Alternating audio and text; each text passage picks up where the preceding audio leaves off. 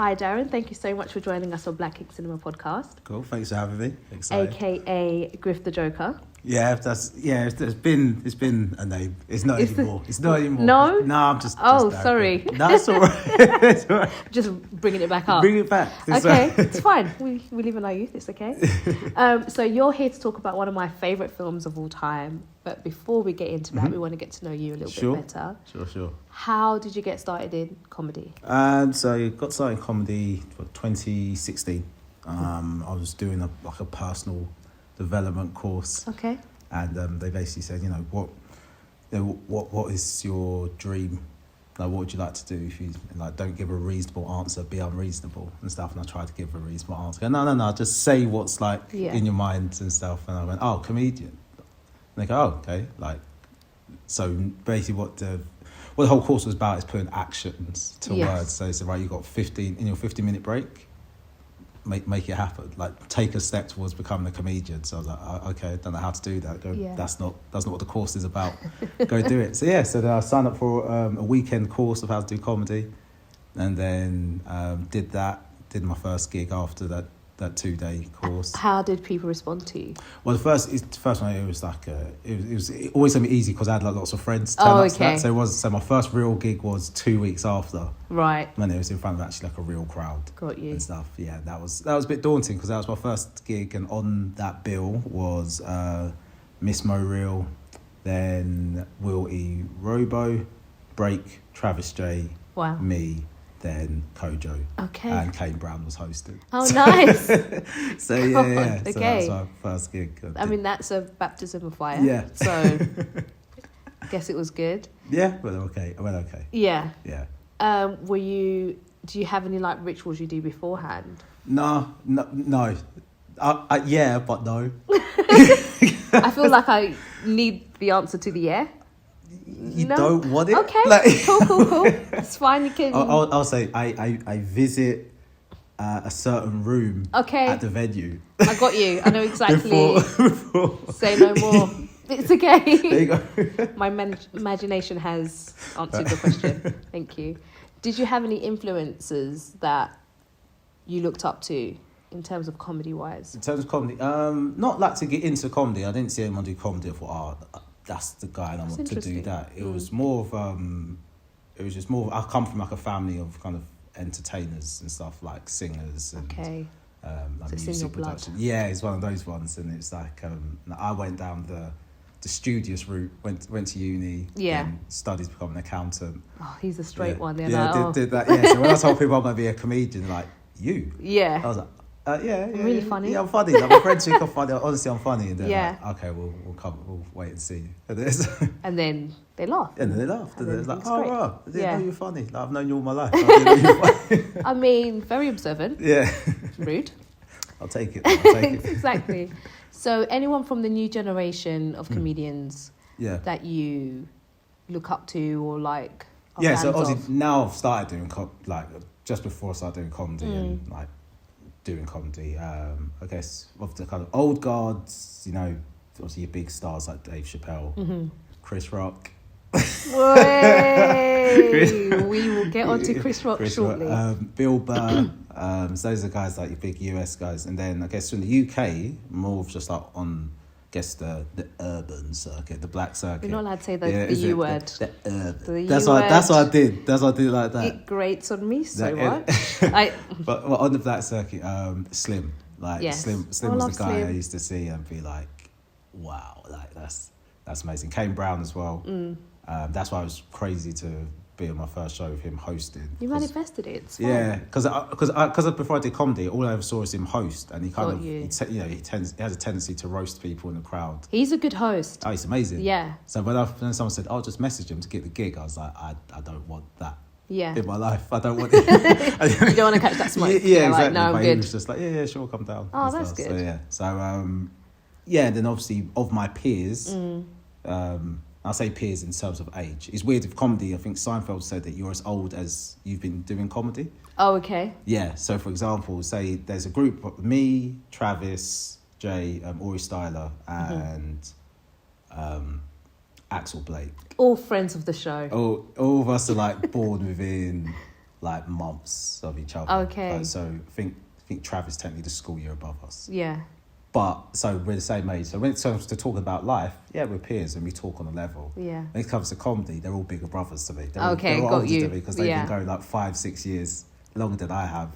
So it's like I don't feel like I can talk to them on a level. They're very, cool and accommodated to me and welcoming to the brotherhoods and stuff of like other That's comedians. nice. But in my head, I'm like, no, you're still like big bro kind of thing. Yeah. So yeah. They have been around forever. Yeah. Like, it feels like that for me. How do you think the comedy scene has changed in the last 5 years? I guess, I don't know, it's hard for me to say because I started in 2016. I haven't been in it long enough to kind of see a change. It's only just been however I've been in it. I don't know. Maybe I've seen more guys from the black circuit actually realise that this country knows a lot more about black culture, that you don't actually have to water down your jokes so much. Oh, so when okay. you are performing in front of like a whiter crowd or a mixed crowd, you don't actually have to really explain your jokes as much. They get, the whole kind of story of being black and being British and stuff. So just tell your joke and they'll just go with it. But do you think that's because of the rise of people like Mo Gilligan and 100%. Black to Front? Yeah, 100%. Yeah. I think those kind of things on TV and film and stuff, it's opened their eyes to that world. I guess what our challenge is as, comedians and artists and, people create is to now diversify the black stories. Yes. So, and that's not me having any dig at existing stories. Like, I love Top Boy. Yeah. I haven't finished it. I know some people, people acting really jobless and watching the whole show down. in one day. Like, got to pace yourself, And some people act like they're their own person on the internet. Like, oh my days, can't believe this happened to so and so. Like, and I watched it. I haven't even got to that episode yet. Oh my God. I'm like one episode a night type of person because I need to digest, decode, have a conversation. Okay, now we can move on. And also, some of the performances are amazing. Yeah, like, so you've got to appreciate it. So good. Exactly. And I just feel like binge watching it is kind of rude. Same as albums. It's like the album get released on that day and then before midday someone's like, the album's crap. I'm just like, how do you know the album's like, how have you listened to it? You haven't put it on repeat enough to say it's crap or not. Yeah, I remember when I was younger, you'd get a CD and you'd know that CD from beginning to end. Yes. Word for word. Interludes and all. It was one of the 4 CDs you had. Yeah. So you had to just learn it. And you had to write the words. We didn't have Google back then, so that's how you kind of learn. You know what I mean? You had to learn. You had to handwrite. Yes, I didn't have the official copies. I didn't have the $9.99 with the little insert. With the inserts was the best part. No. It was like, if it didn't have words in there, you're like, oh, mate. My now friends I've bought got their work. CDs from like HMV. I bought mine from like the barber shop. The in-shops. Yeah, so I might have a CD just, after a rave or something. Oh, yeah, that was the best. I mean, so, because my sister's older, she'll come back with the CDs, like a rave CDs. Yeah. I'm like, well, I guess this is the music I like now, because this is my 5th CD I have. It's so funny, the influence your older siblings do have, though. It's like, this is what you like, whether you like it or not. It's because what they listen to. I had the 112 Part 3 album. Didn't have any of the albums before. Any of the albums after, that was it. Okay. So that was like my one. So when people go, I'm talking about older 112 songs, like, don't know it. Okay. Ain't heard it. No, didn't go back and... I've just got this one CD. And had that on loop. Yeah, that was it. So where could people find you on socials? Sure, you can find me at Griff Darran, so GRIFFDARRAN, family Jamaican, so they just remixed the name Darran for no reason. Of course. Darran works, DARREN, but no. My mum said the reason she spelled it like that is because that's how it's said. And I was like, it's not really. She said, it's Darran. I'm like, that's kind of... I love that. That's how you say it. I feel like you should lead with that when you're introducing yourself, because that's brilliant. That has personality. So that's how that's where you get your bands from. Yeah, your my mum. Yeah, got you. So Black Ink Cinema is all about celebrating black cinema, and you chose one of my favourite films, The Pursuit of Happyness, which I think is probably Will Smith's best performance. And we just happened to be filming this the morning after the Oscars and the beef slap situation shit happened with Chris and Will. we will get into the film, but we need to, I feel like this is the first opportunity I've got a chance to actually speak to someone properly about the situation. Uh-oh, Richard.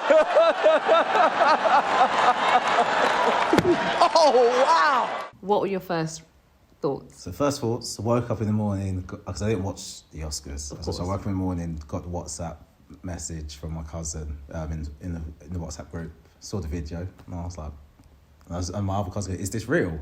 So I click on it, I'm like, okay, wow, all right. And it was the full uncut version I saw. Okay. So I was really confused. Yes. Just at what happened. Just like, right. Then went into my other WhatsApp group. It's like, okay, they're talking about it. And then another one, then I went onto Twitter. And I was like, no, this really happened. Yeah. This really, okay. Twitter confirmed it for me. Yeah. I was like, okay, it's 100% true now, because Twitter, it says it's all over Twitter, then it must be true. I, like you, had to go through various sources before I could believe what I'd actually seen. And I knew it was real when I heard the bass in Will's voice. Yeah. Like when he sat down and he was like, keep my wife's name out of your... Because my sister has a similar bass. So she's like, Shaz is the sweetest, calmest person ever. But when the bass... But there's times when some of my other siblings will push her. She goes into settings. Then just turns up bass. Then it goes from like sweet Shaz to bass, and that's when you know it's very serious. Yeah. Like everyone just is like, and that's when I knew. I was like, oh, you've gone and pissed him off, because I recognised that bass in his voice. I was scared. I was like, what's happening? What I found most interesting about it is most people I know and where I'm from, you tend to give like a verbal warning first, right? So you tend to, so he did it the other way round. Like most people tend to say something like that, like keep my wife's name out of it, and it's like, or what? It's like, I'll do this. Yeah. So then you can then assess, well, do I want that? No, I don't. Yeah. But Will went, no. I'll slap you first, and then I'll give you the warning, the instruction of what happened. Like this is. This is why I slapped you. And then it's now Chris like, well, it's done now, isn't it? Like, what can I It felt like a black mum. Like, you know, black mums react first, and then they're like, if you carry on, I'm going, you've already beaten me. Like, what? And it was just Chris. That's how he was just staring down camera. And you can see, you watch it closely, you see I'm not sure if his mouth's like this naturally, but there was a slight lean. There was a slight lean in the mouth. It could just be from the slap. And he was just like, what cracked me up most about it though, it was the wow dude. Like he had nothing else to say, and he was just like, wow. Yeah, he was just like, wow, dude. I just got smacked. It's like his brain was couldn't process what happened. Yeah. His face was just stinging, just sizzling. I felt that slap from where I was. I was like, you stayed up. Full. He went back. He went back. Back here. That came from. That was the Muhammad Ali training coming through there. That was straight from the hip. From the hip. Like, and then throughout the day, like yourself, people were like asking for comments. No one cares what I think, but people asking, and I was conflicted. Same. So I couldn't give a straight answer. Because hypocrisy from me. I was so much. I was just pendulum. I was just swinging from both sides. If you could have left me in the WhatsApp group by myself, and I was just arguing with myself about it. Like anyone who brought a new point, I was like, no, because what you got to think about is that's his wife. But he's a comedian, so he should be allowed to say what. I was doing the exact same thing. So someone asked me, and I'm sure I sent them like a 6-minute voice note explaining my for and against argument for why it was justified and it's not justified all at the same time. Like you, defending his wife's honour, she has alopecia, so, you know, G.I. Jane by choice, alopecia is not by choice. Don't make fun of someone. You don't, and as someone who's kind of followed her hair journey and watches the Red Table Talk, I know it's not a touchy subject, but obviously it's a sensitive subject. So I was just a bit like, ooh, making fun of someone, how they look is a little bit, you know. And I think as well, like sometimes, when you're in the public eye, whatever, I know people say, oh, you got to expect this and that. Yeah.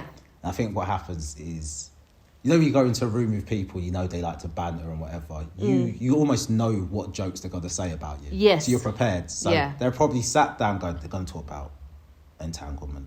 Yes, exactly. Okay, so, entanglement. They're going to talk about the kids. Okay, cool. We're ready for that. They probably did like a little ritual and said like, I got you, it's all good. And then when they got in, then Chris was just like, G.I. Jane. There's like, whoa, that was on script. And it was such an uncle joke.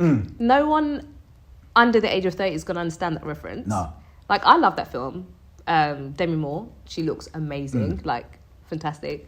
But they're going to be like, what are you talking about, kind of thing. I feel bad, though, because I didn't know she had alopecia. Yes. So I thought the joke was about a film that Jada had filmed G.I. Jane, like a remake. See, and I this is why I just hadn't watched it. The shade is layered. This is why the shade is layered. And then someone said the shade's super layered. Yeah. Because G.I. Jane is played by Demi Moore, who left her husband for a younger man.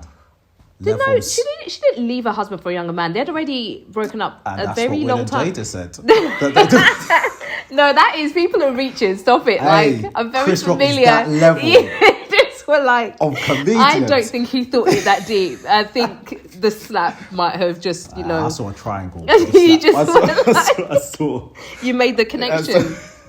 Also, I felt like the slap was for everybody and everything he'd dealt with over the last couple of years, and it just happened that that is it. Like, that was Chris Rock caught other people's slaps. He caught all of the slaps that everyone should, every meme, you know. And I think why I felt sorry for him as a member of the Nice People Club, people often take that for granted, and so he was like, nah. And one day, nice people, we switch, and then people are shocked. Like, it's tough. Do you know what I mean? Whereas if you're wild all the time, everyone's like, oh, that's just you. That's just normal. Kanye does it. No, exactly. No one will bat an eyelid. No, it reminded me of when I heard my mum swear. She doesn't swear. She's like Jamaican lady, doesn't swear. And I think my sister told me it's too loud, and she swore up the stairs. I remember just looking at her. I was like 10. I remember just looking at her. I was like, is this like, person? I'm disappointed. Like, I was like, that was the Denzel look. Yeah. Uncle Denzel. Uncle Denzel was so disappointed. And even when like Will quotes him in his speech, Uncle Denzel still just like, Uncle's like, one, why are you dragging me into your bullshit? Don't mention my name. I'm not co-signing this. No. Like, don't think that I'm on board. Because the way Will quoted Denzel as if to say, and that's why I slapped him. It's like, no, that isn't what the quote meant. That he was like bringing in your older brother as backup. It's cool because he thinks I'm okay for doing it. Nah. Yeah. And what I said, I was conflicted. I was watching it as a comedian. Then I was watching it as a husband as well. And not even so much that it's, you got to defend your wife. It isn't so much that. It was just that sometimes you just feel insane pressure for your wife. And for your woman, like as a guy, like women don't even understand, as a guy. Because a lot of guys watch that, go, I would have done this, I would have done that. I can't do. We don't like feel that pressure on that level, on Oscar night level. We feel that pressure, say you're at home, neighbours play music too loud, and it's like, tell them to turn the music down. It's like, but it's kind of, the music's not that loud. Like, it's not even, like, I don't need to do that. And you know it's just bare man there next door. You don't even know what they're on. And it's like, it's 11 o'clock and they're playing music loud. So I think they're on the madness anyway. You don't want to be the person just go next door. And then your wife's like, I'll go next door. And it's like, oh man, okay. No, you have to go. Oh man. And you're there you leave the house with Vim and then, you walk out and you're like, okay, well, what am I going to say, man? Cool. Like, if they don't, and you knock like that. It's like, and then you go for a bang and then it's like, oh, that was too aggressive, man. You've started something now. And if you watch the video, you see Will laughs. Yes. And I'm not sure if that's a nervous laugh or he did actually generally find it funny, or he's just like... one of those things that you're just used to doing. You just laugh, like, I'm actor mode, I'm a front row, the Oscars, I've got to laugh. I've got to laugh, ha ha ha. But you see Jada roll her eyes straight away. She gives the sister look, which is like really... And I feel like Will probably is giving, the big old Will Smith laugh, turns to look at Jada, sees her face, he's like... Oh, we're not finding this funny. Right. Yeah. I got to do something then. He didn't have to do that, but I understand why he felt he had to do something. Yeah. And stuff, but you can't tell someone how to react. No, you can't. And maybe he probably felt, because of what's been going on, that he needed to protect her in that moment. Yeah. And also, this is where it's very touchy for me. Chris has a habit of coming for us, innit? Yeah, he has a habit of coming for the sisters. And it always feels like... And, he'll sit there and let his friends say the N-word. Yeah. His non-black friends say the N-word. Yeah. So he's always been a bit like... sometimes questionable. Do you know what I mean? He's going to get think-pieced the hell out of it. And so I felt like that defence was on so many other levels. And I think in that moment, especially with everything that happened, you know, with King Richard and the things that have happened behind the scenes, you know, fighting for them to get paid more and equally as, you know, the black women, the young black girls. I don't think he felt like, if I don't defend her, it's going to look disrespectful to like all of the black women. True. And if it that makes makes sense. sense. If I'm defending all these other black women, but I'm not going to defend the one I'm actually married to. Exactly. And someone's comfort. Like, there's so many layers to it. If you want to bring race into it, and I say bring race into it, it's always there. But like the idea of, okay, would Will have done that if it was a white host? Okay, so then this is the objective side. That kind of internalized racism of it, just like, because even with rap music, you know, the N word, it's a term of endearment, but really it's said with a lot of vim towards other black people. Isn't it? So it's one of those ones that, would you do that to someone who you don't see as part of your community? If Ellen or Ricky Gervais or Amy Schumer mad if you slapped Ellen had said, that would have been the end. Woman, LGBT, that would have been the as end. well. Oh man. And so it was like, I know he wouldn't have. They would have taken the Oscar away from him on that. What do you mean? He would have got the Oscar. They would have been like, we're changing it now. You would just think Roll VT. The end. And so then I'm then upset with him for doing that, because it just maybe this is a bit extreme, but it's like that black on black crime. You know, it's like, guys, we look like fools up there just fighting over what exactly? Like little diss, like a playground diss. That's what it was essentially. So I was like, it felt like a bit of an entertainment for the massa moment for me. And if I'm going to look at it deeply. But it did turn into that, because now you've got a black guy slapping another black guy. Black man, because they're both in their 50s. Very, very grown. Yeah. Before they pull a muscle, they're very, very grown. And that's why Chris couldn't come back, because he's like, no, I'm not on it. I'm not on it. My hip. That's why Will just walked off like, this can't be a fight, because I used all But he energy. steps, if you see, when he slaps him, he steps aside, almost like ready, just in case That's Chris... Ali traded. I'm telling you, it came full circle. Ready for the counter. Yeah, he was ready. He was, But also, that was probably the most sophisticated gangster moment one will ever see. It was mad. It still didn't feel natural for me, because how much... that's my perception of Will. Yes, but that's everyone's perception, and that's why it's shocking. And I guess that's part of why he did it, in the sense of people keep on taking me for an idiot. Yes. And stuff. And this is probably the first time someone's ever tried to tell the joke with him in the room. Yes. So it was just like, good guy, I've bad. got to recategorize myself. Because a lot of people going, if it wasn't Chris Rock, would Will have done that? And I said, cool, but let's imagine if Will Smith was 50 Cent, would Chris Rock have told that joke to 50 Cent? So it's just like, so what Will wanted to do is go, I'm putting myself in the category of person that you don't run those jokes with. Which is just, it's like, what I find interesting is Will's chosen this moment. This was your best moment, Will. You've chosen at the point where it's the best night of your life. He's essentially won the Oscar. Of course, he done that afterwards, but he didn't know. But it was like, you picked today. Yeah. I mean, if you remove that slap from that equation and he does that speech, how much of a clown does Chris Rock then look? Yes, exactly. If he doesn't slap him, or if he literally goes, because he would have had the last laugh. So it was like, well, because that speech needed to be done. Because it was a great speech. It was wonderful. And then if he just went, all right, I've got my award now, and he just grabbed his wife's hand and go, we're leaving. That would have been. People would have been like, okay, all right, fair enough. There still would have been August memes and tweets, because we're mature, isn't it? Yeah. But I have no lives. We've got no maturity. Like, I wish I was as mature as Denzel and Tyler Perry. Yes. To put the arm around them. Rather than me, I would have been there just text go, Rob, without here, that happened, What do you mean? My camera would have been out just when he recording. If I was the Peter in the back, you would just see me. The Peter's face. She was all of us. Literally, like, did what? Because you see her eyes did the most. And then, like I said, when the bass came in, you see she's like, this is not funny. And she's like, all right, I'm on camera though, so I've got to just keep. I still got to look beautiful, so. Exactly. It was almost like when I've seen my siblings go off. Yeah. And you're just like, like you don't know what to say, because you get where they're coming from, but also they're going all the way off. So you're just like, I'm just gonna keep quiet over here. Yeah, just be. I don't want to catch that smoke, so I'm good. So have we got everything out of our system? We've got it out. Because no, I think we touched it all, didn't we? the only thing that I'm upset about is that overshadowed his win. Yeah. And he's been owed this for so long. So many people like me thought he'd already won one for Ali. No. Yeah. He was up for Pursuit of Happyness. Yeah. But lost to Forrest Whitaker. Has he always lost to another black guy?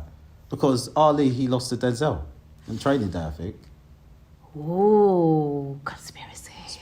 It's now your turn. It's not good. We're passing the black hat around, one of us, one at a time, every however many years. This is allowed to happen. But that is very interesting. I didn't even realise that about Ali. Again, brilliant It's almost like, it's like if we just give it to another black guy, Will can't accuse us of being racist. Yeah. We're not going to give him it. At this point, it was like, okay, fine. Yeah. It felt like the Leo moment where they were just like, I mean, that was a brilliant performance, but it was almost like, we got to give this guy an Oscar. Like, come on. Yeah, because I haven't even seen the Reverend. But that's like not Leo's best film. People have said to me, like, it's great.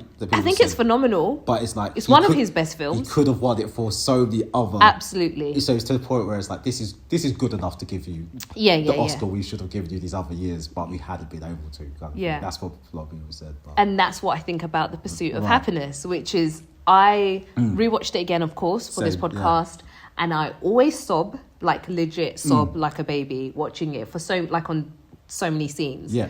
Why did you pick The Pursuit of Happyness?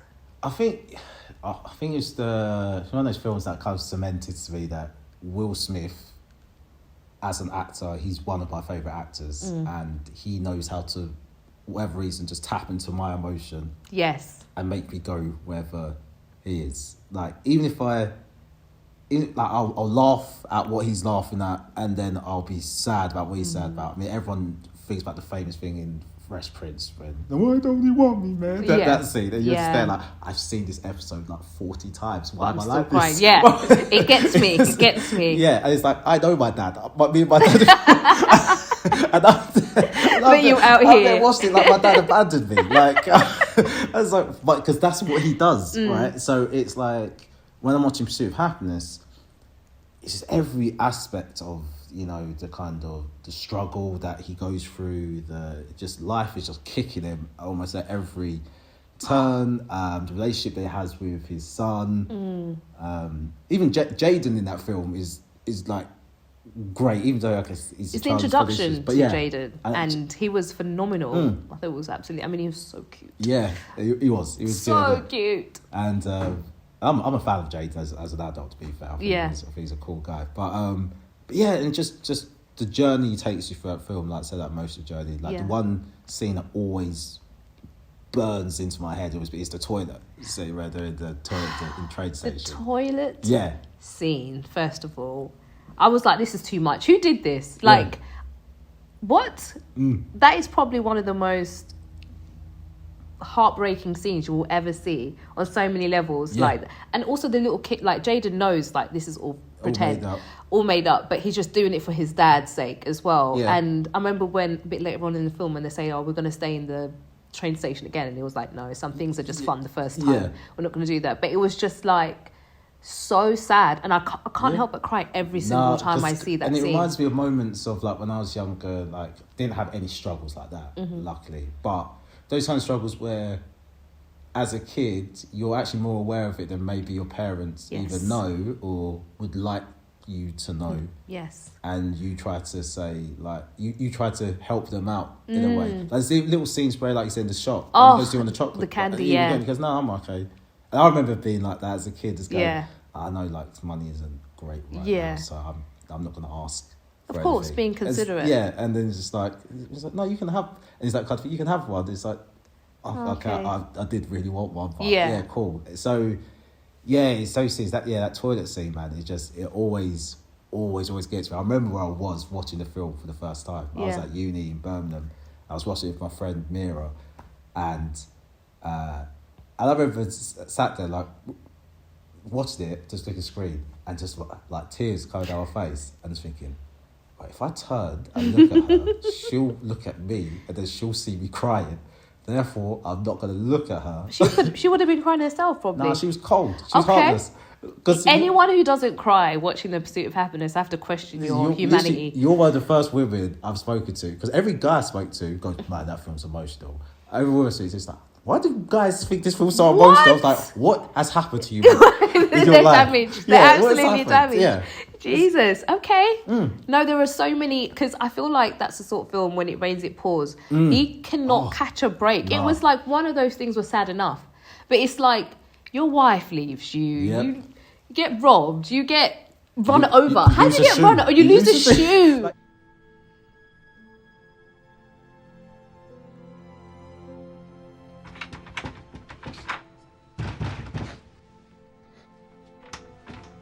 Anyone else, I was like, I can understand why some people would be like, you know what, I give up. Yeah. Like, I give up on life because it's actually too hard. Yeah.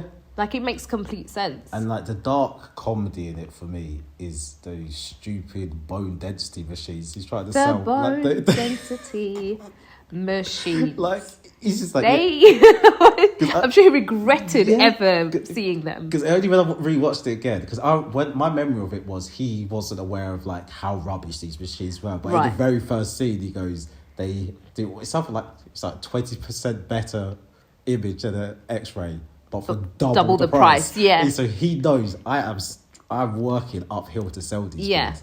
But he believes himself, though. Yeah. He's like, I can do this. And the amount of people kept on robbing these machines off him. It's like... Hey, get back here!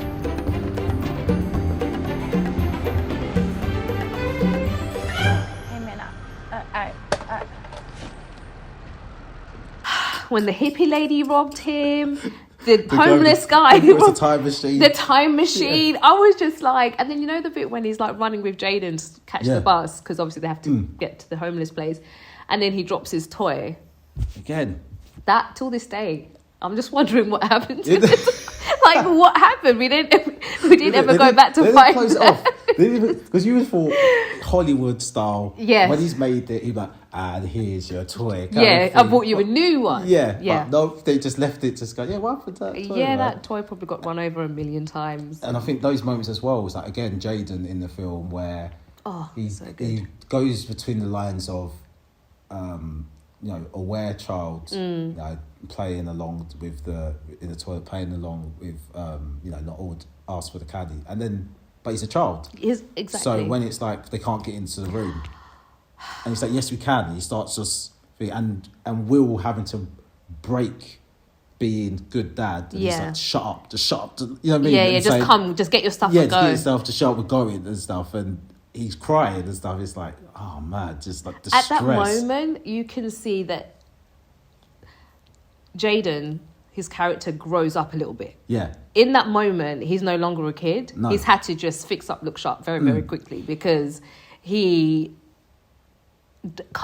doesn't have the luxury of being a kid and just throwing a tantrum, because it's like, dude, we've got to go find somewhere to sleep tonight, which is such a sad thing for a child, let alone a dad, to have to kind of, the realization of that. It just broke my heart on so many levels. And I think, I'm sure like Chris Garner went on to have more kids and stuff, but they will never have the same connection and relationship as him and his firstborn, because of what they've gone through. 100%. Because all the other kids came when they had money, I'm sure, and life was good. And I'm sure Jaden's, the real kid, is like, you have no idea to his younger siblings, like, what we went through. I'm very sure, because my older brother does the same thing all the time. Always like, you lot had it easy. And I'm like, no, just probably easier, but not easy, by comparison. So I can only imagine, like, but probably made him the man he is today. 100%. Strong. So a lot of people are afraid to go after what they want, let alone in those circumstances. That's the film, isn't it? In a sense of, literally, like I said, the pursuit of happiness, and some of us are in a position where you can actually at least be on that pursuit, and there's other people like, I don't have time. Yeah. I don't have time to be pursuing something as, as fluffy. Yes. As happiness. I've literally got bills to pay, and mouths to feed. What's this happiness thing? I'm going to do my job that I hate. Yeah. I'm going to come home and, do something else. And you know what I mean? And it's just, they're not living, they're just, surviving. Living to work. Yeah. and stuff. And that's who Thandie Newton represents. Like, her character is almost too realistic. Like, is, you know, can't imagine a better life. No. She just works, and when he says he wants to do this and he wants to do the intern, she's just like Do you know what the be an astronaut? It was like, oh mate, talk about crushing someone's dreams. But you get where she's coming 100%. from. Like, if she's having to pull double shifts for however long. Yeah. She's frustrated and She's she's not the bad angry. guy, isn't it? She's not the bad guy, No. even though she's made to be out like she's the bad guy. But if you're an empathetic person to understand, actually put yourself in her shoes, and she's been carrying them for how long and whatnot. And I'm sure they had all these like promises at the beginning of what their relationship would be like, 100%. and for it to be like this, and it's probably lost the romance and stuff like that. You got that much stress again. Romance becomes a luxury again. I think. Oh yeah, You've got that much stress. you could see when they were sleeping in the bed, and she like pulls the covers, and it was just like, God, I could feel the animosity. Like, everyone's unhappy here. Yeah. Everyone is unhappy here. Why are we doing this to ourselves? Yeah. This is actual torture. Yeah. Yeah. I mean, there's so many layers to that film in terms of top social topics. Yes. Like, even when it's him trying to find a place for him to stay, and it's like a women's refuge. Oh my God, do you know that's something that hadn't even crossed my mind? Yeah. That there is a lot of these places for women's refuge with and child. and that's sad in itself, in the sense of Horrific. that they feel like they need to have that many facilities for women to go, and they could almost readily go there. Yeah. But then it's like, when it's a guy in that situation, it's like, nah, there's no space here for you. Like, he can come, but you can't. And this is where... And I think that's one of the reasons why I love The Pursuit of Happiness, because actually you got to see a father fight for his son. Like, aggressively. You don't often see that. That's not depicted, let alone a black father fight for his son. Exactly. To that extent. So that's one of the reasons why I love it. And of course, someone like Will playing it, and he's like, oh, you are super dad anyway. So it's like, adopt me, please. So it was really refreshing to kind of see that. And obviously we know where this story goes, and he gets the intern and lives happily ever after. But it was just like, to kind of witness that journey. I'm sure there was even worse bits. I feel like there could have been other things that probably happened that he just thought, maybe that's too much, let me just rein it in a little bit and give them this. But it was actually really refreshing, especially back in 2006, to see a story like that. I think it was a little bit ahead of its time. I think so. You know what, because imagine if that film came out after, like, say, Black Lives Matter. Exactly. It would have been reactive. That would have been Oscars. Down chew it. Like, chew it. Yes, we've got it. It has to be. Like, there would have been just social media outrage if it wasn't. If he didn't, absolutely. And I just feel like, but also the reason why I didn't win it, Forest Whitaker won it. Last King of Scotland. There could be an argument in this as well that, of course, Forest Whitaker wins it playing a dictator and a villain and a bad... Do you get what I'm trying to say? And again, just like Denzel won it for Training Day, out of all the films that he would have won. Just like Halle Berry wins it when she's playing a little bit of a scandalous woman, like a drug, and it was just a bit like, that's what's frustrating. Exactly. About it. He's just such a good character. Good guy. In there. And Hollywood were like, that's not really fitting with our narrative. We're just... No. And it's... First you get it. Exactly. And one thing, and rewatching the film, one thing that I didn't appreciate in the film was literally how much running Will does in this film. Oh my God. This guy is running everywhere. First of all, Will has one of the best runs in Hollywood. Like... Full leg stride. Like proper sprinter, Michael Johnson... kind of stride, it was, I'm at the Olympics. It's unreal. And just when I was watching it, I was like, he's literally runs between every scene. Because he just doesn't have the time. Money as well to travel. He's like, if I don't get on this bus, it's the knock-on effect, isn't it? It's that kind of luxury of time. Yes. That scene when he bumps the cab driver and the cab driver doesn't have it and like chases him down. I shouldn't laugh, but it was like one of the funniest things I've seen. But even that, it's like, it's funny, but it's not. But it's deep though as well, because you see him before he does it. He's contemplating. And he's like, this ain't me. I don't want to do this. I'm not a guy who bumps cabs. But I have to. And goes. And then he forgets I've got to get this bone density, this dumb machine. That bit was so hilarious. It was like, of course you forget the frigging machine. Wow.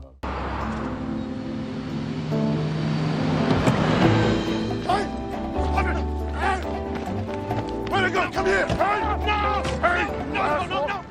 I know we both love Jaden's performance, but what about it was it that you appreciated, considering that was his like debut? Yeah, that's me. It was his debut. And if you're really critical, you'd be like, well, you're playing your dad's son in the film.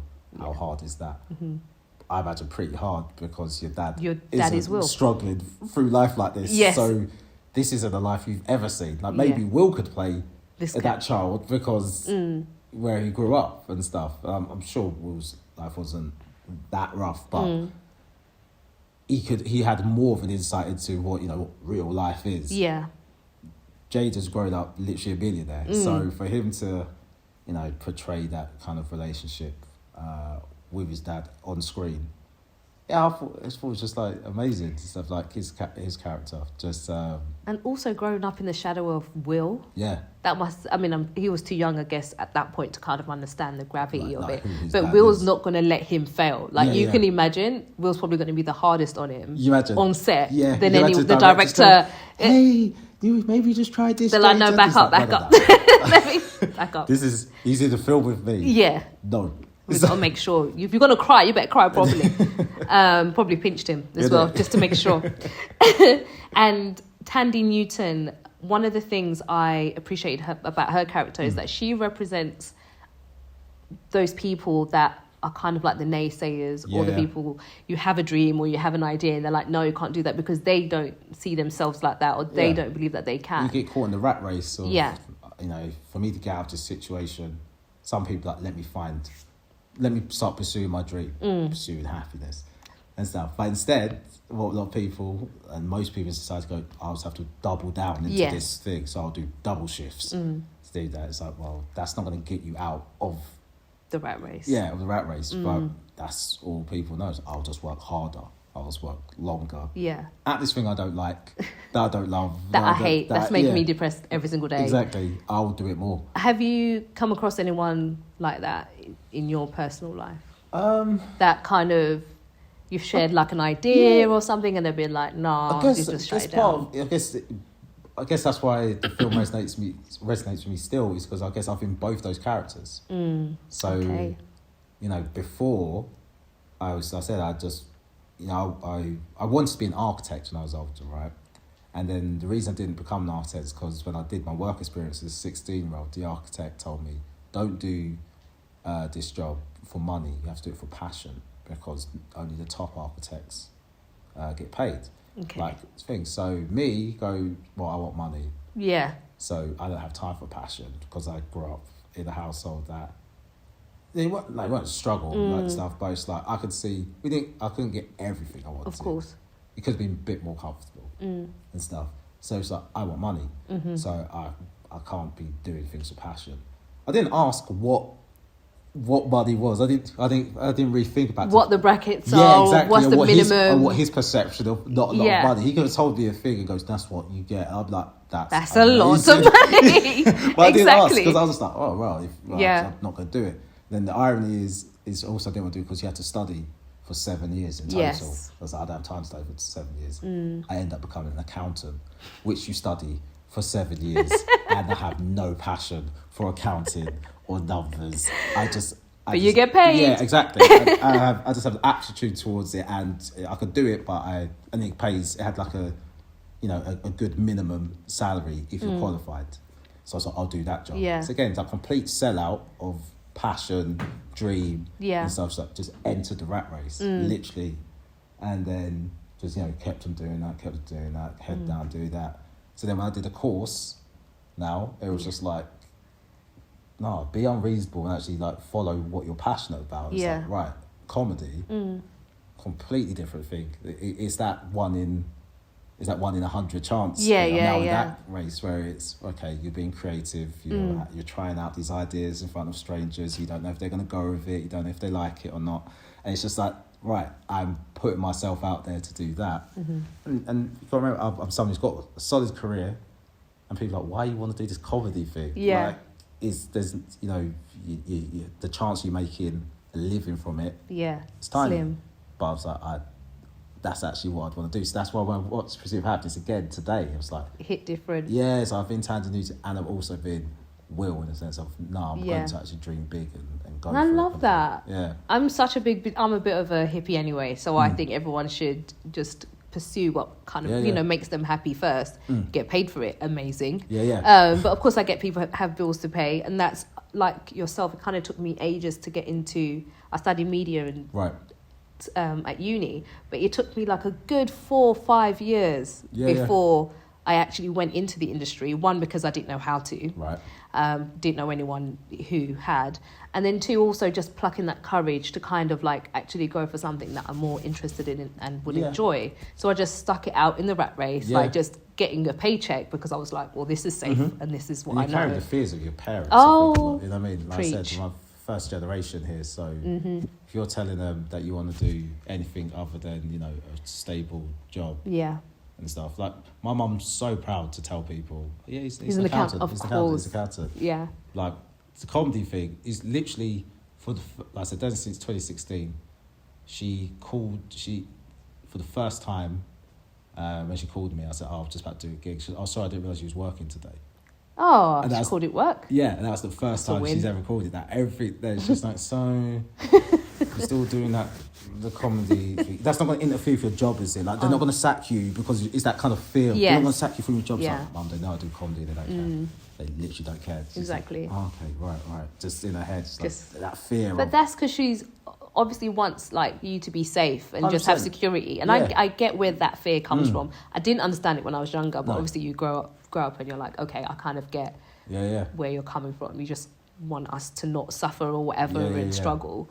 But then it really stunts your growth. It really stunts your, as a creative person as well. It like just really crushes your soul. 100%. And that was part of why I wanted to do it, like a stable job. So, because I told myself, I'll do this job and have the money. So then when I have kids, I can let them go, just do whatever you're actually passionate about. Yeah, I'm the same. But then when I survive to have kids, if I keep on doing if I'm just in this keep rat doing race, this, and just like, actually, I'm hating life. I don't want to be that parent either who's now bitter coming in from work and just like, I don't want to talk to anyone because it's just rubbish day at work, I don't want to talk to anyone and stuff.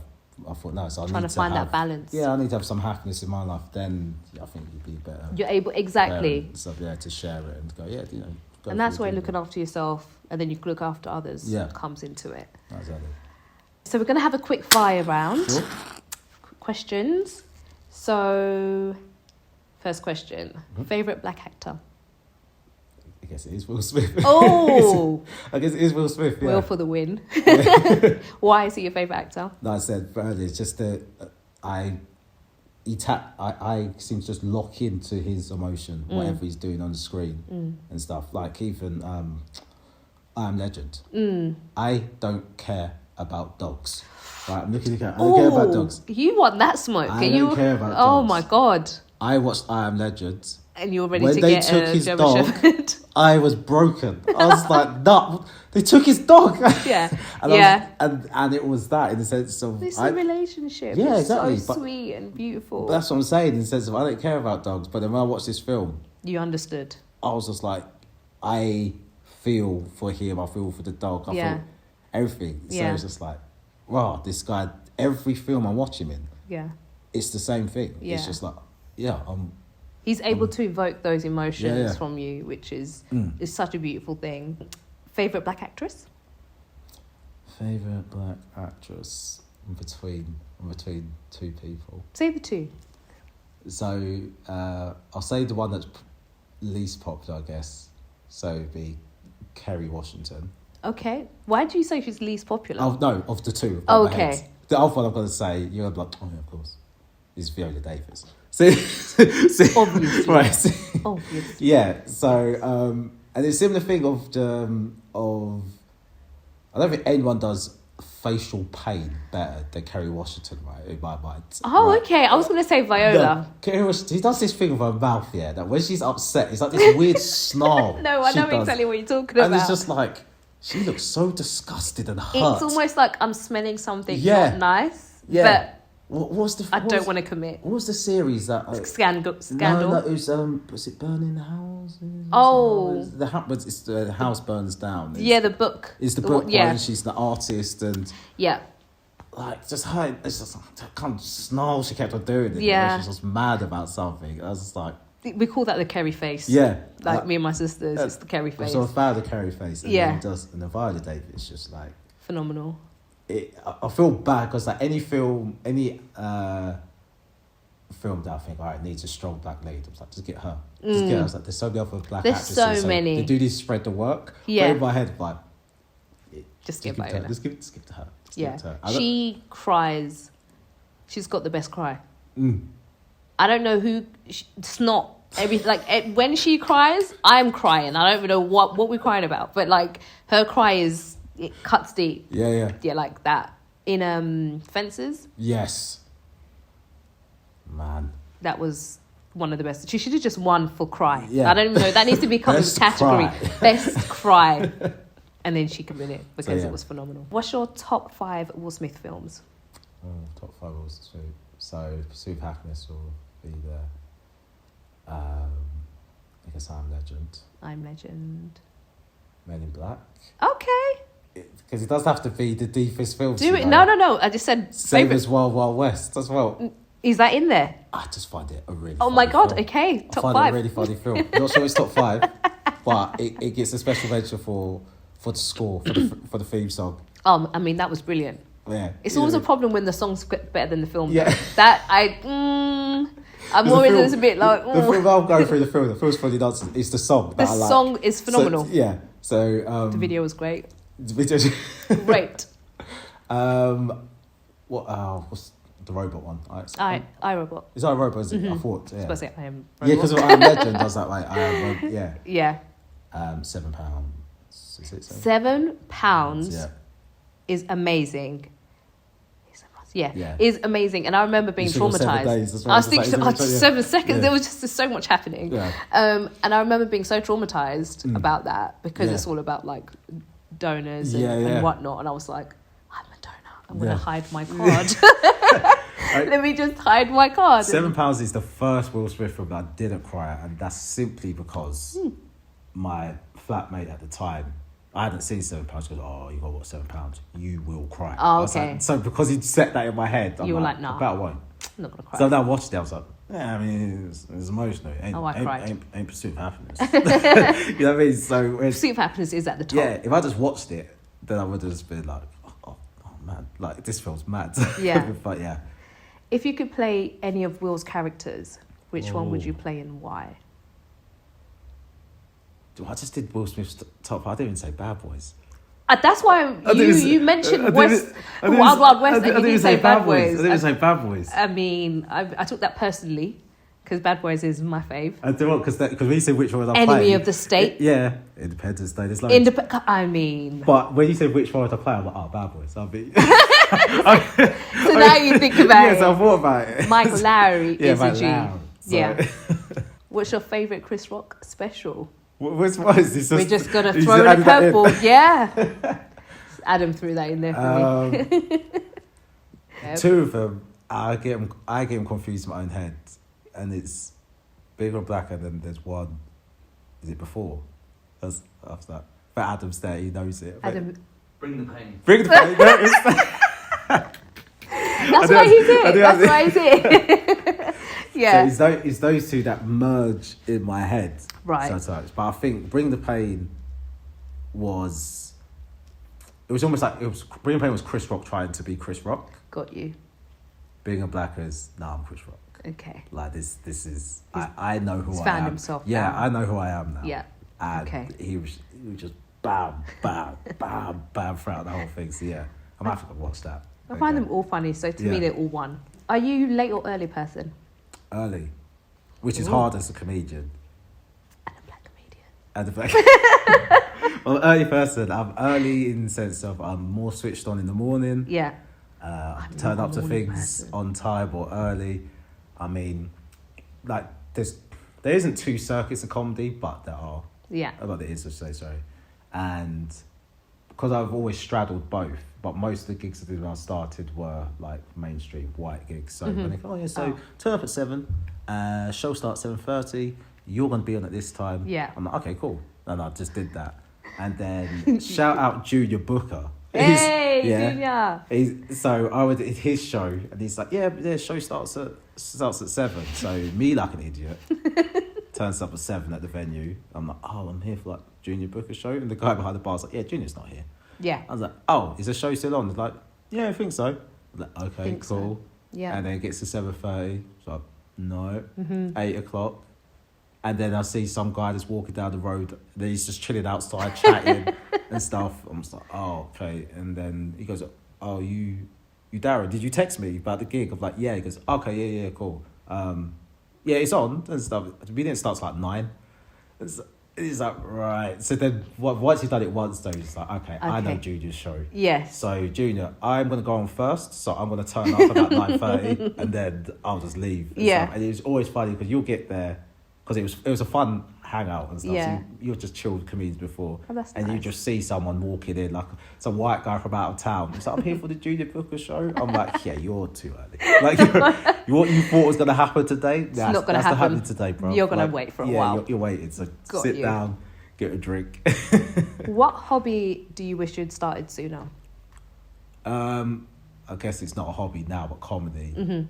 But it's weird, actually. I say that, but I think if I did start comedy earlier, then I wouldn't have had so much kind of life experience to talk about things. I would have just been a comedian talking about doing comedy.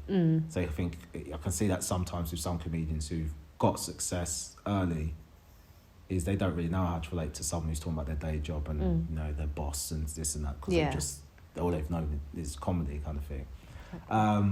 But yeah, I guess that. Yeah, really. Pizza or burgers?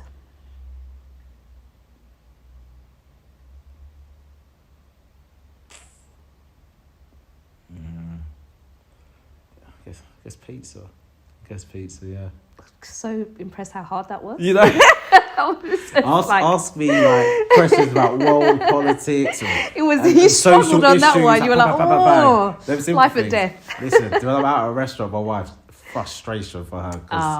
Are you one of those who were like, oh, I don't know? Because I'm not that picky when it comes to eating. Like, I'll eat most things. So for her, she has more dietary requirements. So she immediately goes, well, I'm not eating that because that's got that in it. I'm not eating that, so I'm going to go for that. Whereas I'm there going, and then when they come over, you ready to order? I'm like, speak to her first. Yeah. Right. And I need that pressure. Like, got you. I'm having the prawns. You're like, ah! Yeah, and then if they go, we're out of prawns, I'm like, okay. Oh, sugar. But that's it for the quick fire round. Lastly, if you had to direct people to YouTube to watch a clip to entice them to watch The Pursuit of Happyness, what clip would it be and why? Ooh. Yeah, it can't just be the toilet scene, because that's like what enough's going on. I mean, it'll just look like child abuse. Yeah, exactly. It's like, why is this man sleeping with a child in the toilet?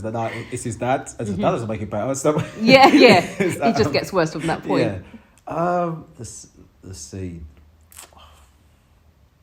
It would have to be the running. It would be the running scene where he gets hit by the car, loses his shoe, and the driver's like, You need to get to the hospital. am I allowed to swear? Yeah. So I haven't sworn because I've heard you did. I think I have. Yeah. Well, it's not even a massive swear word. But it's when the driver gets there, it's like, hey, arsehole, you okay, arsehole? It's like you just run him over. He didn't go to hospital. It's like, it's the concern, but it's like, but you're an arsehole because you just ran out in front of my car and you shattered my windscreen. Like, so, and I could have killed you. Yeah, and so it's all of that. I would, if I hadn't seen the film, if I saw that, I'm like, and also he references I've got an intern at Dean Whitaker, whatever it's called. Yeah. And so you're like, okay, he's obviously got something very important that he needs to get to. That's why he doesn't care about his life. Doesn't care about his life. He was chasing something and then he stopped it because he literally got licked up by a car. So I just got to go back this way then. Like, not even taking.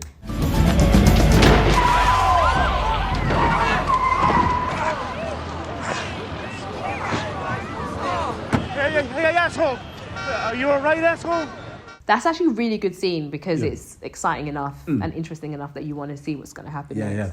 I do like the obvious one when they're playing basketball, and again, Will gives one of the best motivational speeches you'll ever hear in your life, but because he just shut him down from what he wanted to do and just corrected himself, a parenting point that he likes to call it. So I just think that's a really cool scene because it's about them too, and it's about like going for your dreams and stuff like that. So 100%. I think that's nice. Yeah, man. It sums everything up. Thank you for picking one of my favourite films, No, by no the way. problem. Like, I'm surprised, and not a lot of... I don't think we've done any Will films. Yeah, because when we was discussing about what film, like, I was going to pick, I don't know. Then you naturally go, I don't want to pick a bait one because someone's already done that. Then when I looked You'll through, be like, surprised. all the previous... I thought, wow, some people gone left field with some of their films. I was like, I didn't know that was a film. It was real homework. Yeah. I was like, bro, I don't even know what to say about that film. Yeah. And I was like, let me just think more simple. I was like, has someone thought of that? And I like went through the clips, but maybe you haven't posted it. I was like, no. Pursuit of Happyness? Like, no. It's like, okay, It's fantastic. Yeah. It made me very happy, and of course, very apt timing with what happened. It's like we manifested it. I'm blaming us for the Oscar feud. We are fully responsible for that beef. But thank you so much, Darren. It's been an absolute pleasure. Nice one.